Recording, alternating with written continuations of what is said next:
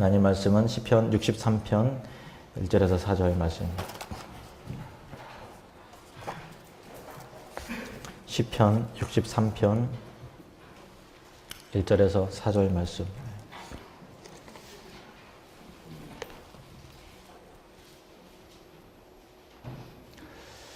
저로 한 절씩 교독하겠습니다. 하나님이여 주는 나의 하나님이시라. 내가 간절히 주를 찾되 물이 없어 마르고 황폐한 땅에서 내 영혼이 주를 갈망하며 내 육체가 주를 앙모하나이다.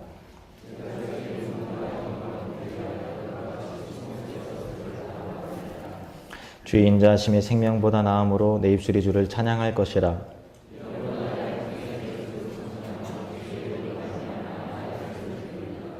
아멘. 기도합니다. 하나님, 이 선포되는 말씀이 생명이 되게 하시고 진리가 되게 하시옵소서. 예수님의 이름으로 기도드립니다. 아멘.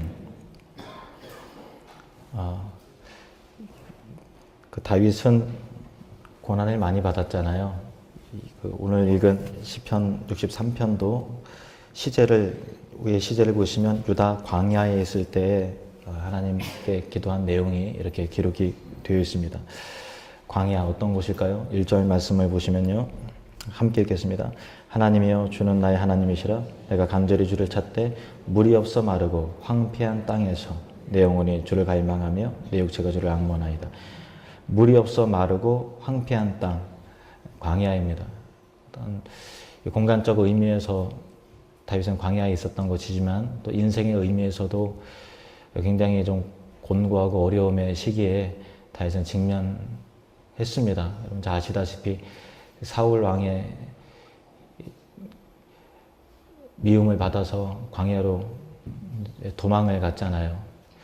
세상적인 관점에서 보면 지명 수배자고 또 국가의 의미에서는 영모 꾸민 죄인이고 또 실패자요, 패배자요, 꼬일 대로 꼬인 그런 인생의 시점, 물이 없어 마르고 황폐한 땅이다라고 하는 이 표현이 다윗의 심경과 또 다윗의 지금 처지를 너무나 잘 드러내고 있습니다. 그럼에도 불구하고 다윗은 하나님을 신뢰함으로 고백합니다. 하나님이여 주는 나의 하나님이시라. 하나님은 나의 하나님이시다. 하나님은 나의 하나님이시다. 우리 같이 한번 고백해 볼까요? 하나님은 나의 하나님이십니다. 우리 가슴에 손을 얹고 다시 한번 우리 같이 고백해 볼까요? 하나님은 나의 하나님이십니다. 아멘. 나의 하나님이시다라는 말은 참 대단한 표현입니다. 제가 1년에 한 번씩은 여러분들한테 들려드리는 제 이야기가 있어요. 왜 자주 말씀드리는가 하면 들으신 분도 계시지만 제 인생에 있어서 굉장히 중요한 사건이기 때문에 말씀을 드립니다. 제가 학창시절에 청소년 시절에 열등감이 굉장히 많이 있었어요. 그러니까 외모를 중요시 하잖아요. 근데 제가 당시에 키가 고등학교 2학년인데도 160이 안 됐었고요. 몸무게는 지금이랑 똑같았어요. 그러니까 이제 지금도 물론 뱃살이 있지만 그 당시에는 정말 날개를 달고 다닐 정도로 그렇게 뚱뚱하고 그랬어요. 사진을 보여드릴 수도 있는데 충격을 받으실까봐 차마 그거는 못 보여드리고 김동욱 장로님이나 아시는 분들한테 사실이냐고 물어보면 장난 아니었다고 그렇게 아마 얘기하실 것 같습니다. 그리고 성적도 별로였어요. 그래서 초등학교 다니면서 고등학교 때까지 상장이라는 걸 한 번도 받아본 적이 없고, 그래서 공부에 대한 열등감, 그리고 반장이라든가 분단장도 무슨 장자 들어가는 거 못 해봤어요. 그러니까 그런 거에 대한 어떤 인정받지 못하는 것에 대한 좌절감, 그리고 또 공부 못하면 운동이라도 잘하잖아요. 또 싸움을 잘하든지. 그러니까 맨날 싸움도 못하고 운동도 못해요. 공을 차면은 공이 날라오면 이제 받든지 차든지 해야 되는데 이렇게. 그래서 제가 제가 가위바위보에서 우리 편을 뽑으면 제가 항상 맨 마지막에 뽑히는 거죠. 그리고 제가 들어가면 그 팀이 민폐인 거고, 그리고 개다리라는 별명이 있었고, 발이 족구를 하면 제 의도대로 컨트롤이 안 돼요. 일단 운동도 못하고, 또 집안에 돈이 많았느냐. 제 아버지가 개척교회 목사시다 보니까 어려웠거든요. 그래서 흔히 메이커 신발이라든가 그런 거 없었죠. 그러니까 이제 외모도 안 돼, 또 공부도 못해, 상장도 없어, 반장도 못 해봐, 개다리에다가 돈은 없어. 그러니까 그 열등감이 굉장히 많았어요. 열등감이 많아서 주눅이 들고 그랬어요. 그런데 고등학교 2학년 때 조회 시간에 그날따라 왜 그렇게 호명을 많이 하고 상장을 많이 주는지 전교생의 3분의 1은 받는 것 같은 그런 느낌이 있어요. 그래서 잘한 건 없지만 혹시나 내 이름이 불려지면 얼마나 좋을까, 그런 생각을 하면서 이름이 불려지기를 기대했는데 끝까지 안 불리고 이상, 조회 끝 이러니까 갑자기 별거 아닌데 눈물이 막 쏟아지더라고요. 왜냐면은 내 인생은 벌써 이제 끝난 거야. 실패자야, 난 패배자야, 벌써 다 이제는 돌이킬 수 없어 라고 하는 그런 생각이 많이 있었기 때문에 굉장히 서럽더라고요. 그래서 눈물이 뚝 떨어지는데 훌쩍거리면 창피하잖아요. 그러니까 이제 고개를 들고 하늘을 바라보면서 눈을 크게 뜨면서 눈물을 이제 말리는 거예요. 말리는데 저 운동장에서, 저 하늘에서 하나님이 그 수많은 수백 명의 학생들 중에서 오직 나만 바라보면서 태규야, 나에게는 너가 주인공이야, 이런 말씀을 해주시는 것 같더라고요. 그런 감동이 있었어요. 그래서 갑자기 이 실패자의 눈물이 위로의 눈물로 바뀌더라고요. 그래서 눈물이 막 왈칵 쏟아졌어요. 하나님이 나를 사랑하시는구나. 세상적인 기준으로 사람들은 평가하잖아요. 그래서 어떤 면에 있어서 아파트 평수에 따라서 사람들은 그거를 성공 유무를 보기도 하고, 어떤 자동차를 끌고 다니느냐, 몸에 어떤 것을 걸쳤느냐, 학교는 어디 나왔느냐, 통장에 돈은 얼마나 있고, 연봉은 어떻게 되고, 어떤 명예와 세상적인 기준으로 그렇게 사람들은 따지죠. 그런데 하나님도 우리의 연봉을 보실까요? 하나님도 아파트 평수를 보시겠습니까? 하나님이 여러분 어디까지 공부했는지를 보시겠습니까?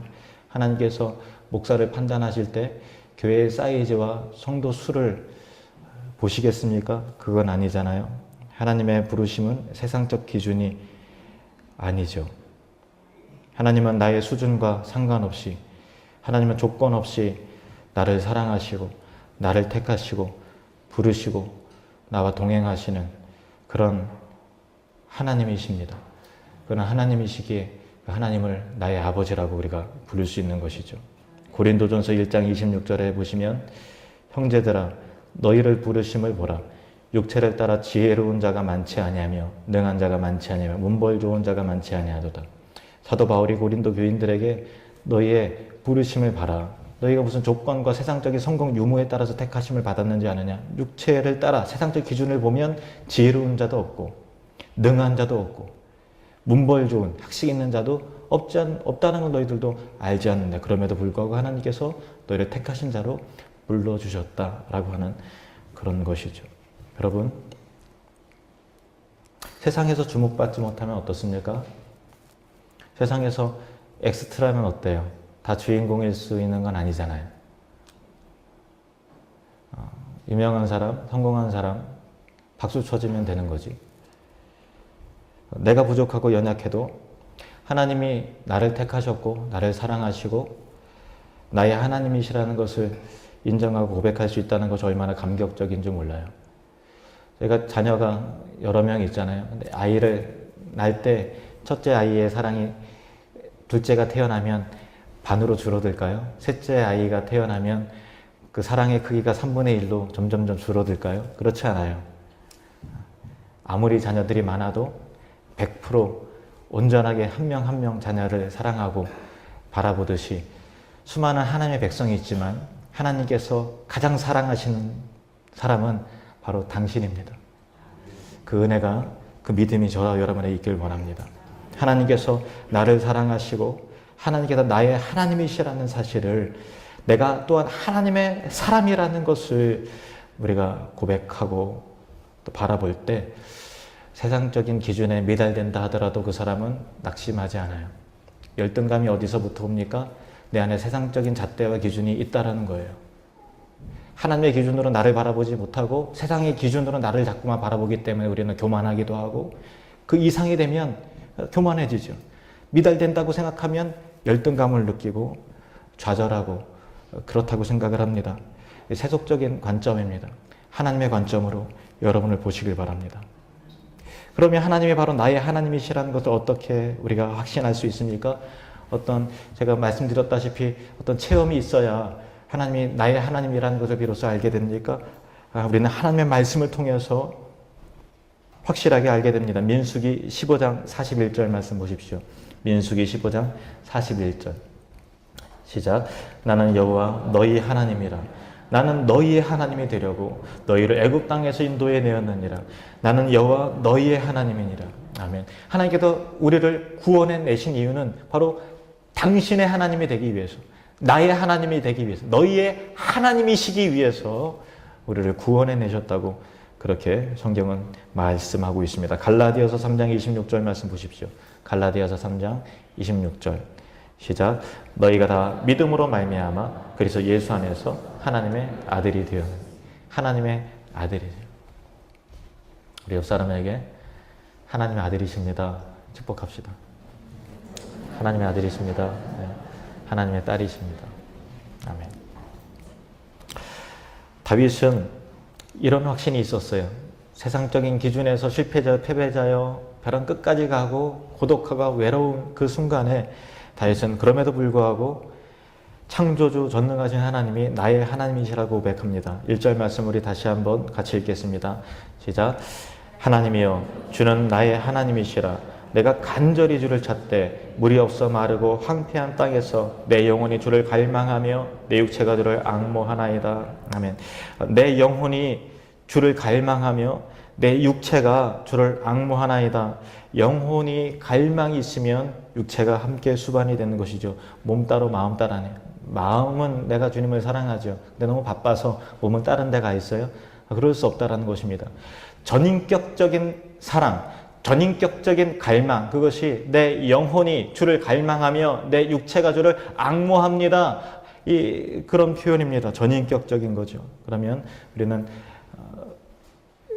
하나님을 갈망한다는 것은 마음만 있는 것이 아니라 육체가 수반이 될 때 그것에 대한 진정성이 있는 것이죠.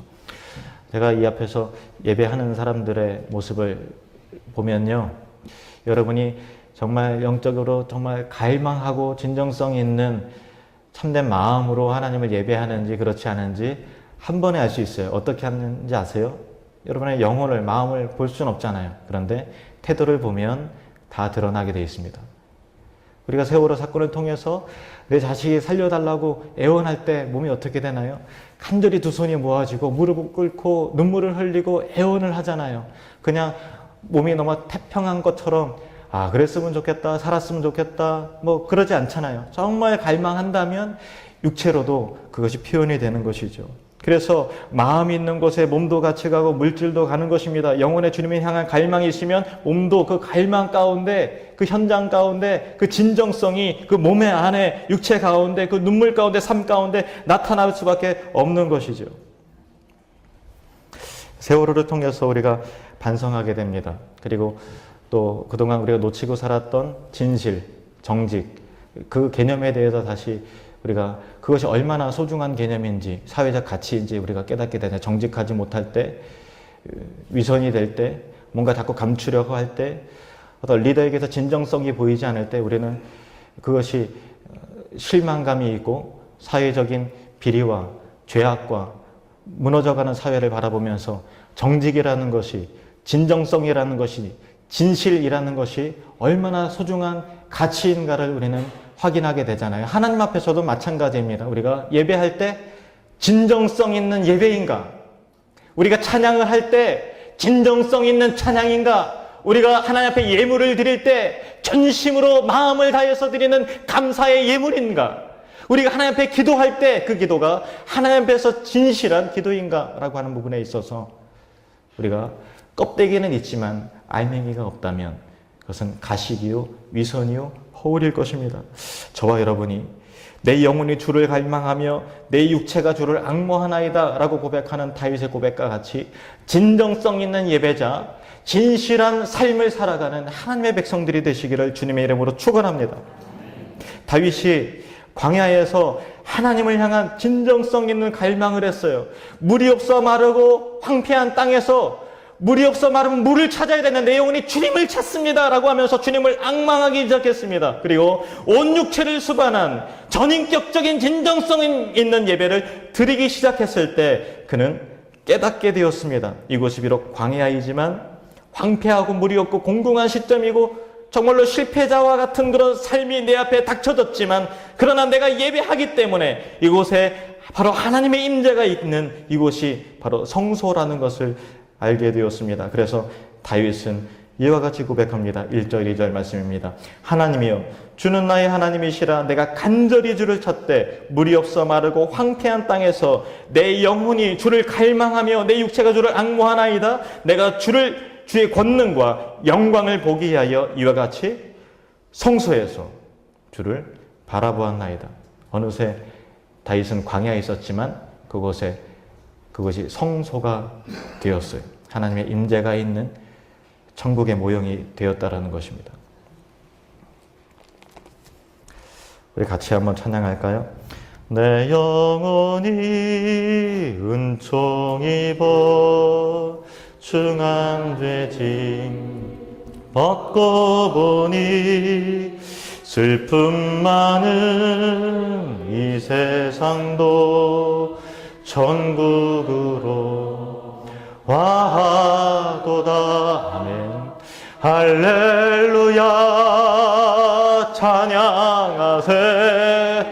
내 모든 죄 사함 받고 주 예수와 동행하니 그 어디나 하늘나라 주의 얼굴 뵙기 전에 멀리 뵈던 하늘나라 내 맘속에 이루어지니 날로 날로 가깝도다. 할렐루야 할렐루야 찬양하세. 내 모든 죄 사함 받고 주 예수와 동행하니 그 어디나 하늘나라 높은 산이 거친 들이 조막이나 궁궐이나 내 주 예수 모신 곳이 그 어디나 하늘나라 하늘나라 할렐루야 할렐루야 찬양하세. 내 모든 죄 사함 받고 주 예수와 동행하니 그 어디나 하늘나라. 여러분의 인생에 물이 없어 마르고 황폐한 땅, 그 광야 같은 삶이 있다 할지라도 주님을 향한 갈망, 물질에 대한 갈망이 아니에요. 다윗이 물이 필요했겠죠. 근데 다윗은 주님을 향한 갈망이 있었어요. 그리고 진정성 있는 예배를 드리기 시작했을 때 다윗은 눈이 열렸어요. 이곳이 성소구나. 이 광야가 하나님을 예배하는, 하나님을 인격적으로 만나는 그래서 시와 찬양이 있고 기도가 있는 그런 가치 있는 성소구나 라는 것을 알게 되었어요. 그래서 다윗은 그 광야 성소에서 수많은 찬양을 올려드리고 깊이 있는 기도를 통해서 시편에 엄청나게 많은 영감 있는 찬양을 드렸던 것이죠. 여러분의 광야의 삶을 거닐고 계십니까? 세상적인 잣대로 볼 때 패배자요, 실패자요, 무능력자요, 성공하지 못한 그런 사람이라고 느껴지십니까? 여러분, 그렇지 않습니다. 하나님의 관점으로 여러분을 보시고 있는 그대로 여러분을 사랑하시는 하나님의 사랑을 보시고 진정성 있는 예배가 시작이 될 때 여러분의 광야가 성소가 될 것입니다. 여러분의 광야가 성소가 되는 은혜가 있기를 주님의 이름으로 축원합니다. 그래서 다윗은 새로운 관점으로 보게 되었어요. 자, 3절 말씀 보실까요? 3절 말씀. 시작. 주의 인자하심이 생명보다 나음으로 내 입술이 주를 찬양할 것이라. 가치관의 변화가 되었어요. 생명보다 더 소중한 게 어디 있겠어요? 그래서 본능적으로 우리는 생명의 보호를 받길 원합니다. 그래서 생명의 위태함이 싫은 거예요. 그래서 안전한 곳을 가게 되죠. 그러나 다윗은 이 생명이 위태한 광야라 할지라도 하나님의 인자하심과 하나님의 생명의 그 은혜를 내가 맛본다면 오히려 생명이 안전한 것보다 더 낫다고 고백을 합니다. 주의 인자하심이 생명보다 나음으로 내 입술이 주를 찬양할 것이라. 4절 말씀 보실까요? 이름으로 나의 평생에 주를 송축하며 주의 이름으로 말미암아 나의 손을 들리이다. 은혜를 받으니까 내 평생 주의 영광을 위해서 살길 원합니다 라고 하는 그 기대감이 생기게 되었어요.